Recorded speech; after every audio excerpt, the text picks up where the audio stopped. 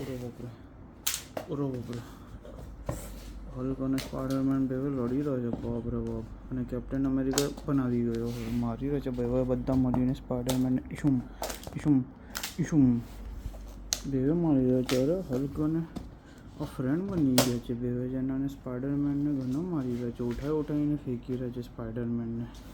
અરે બાપરે કેટલો ઉપર ઉઠાવીને ફેંકવાને તો. અરે અરે અરે અરે બાપરે સ્પાઈડરમેનને કોઈ બચાવો જલ્દી.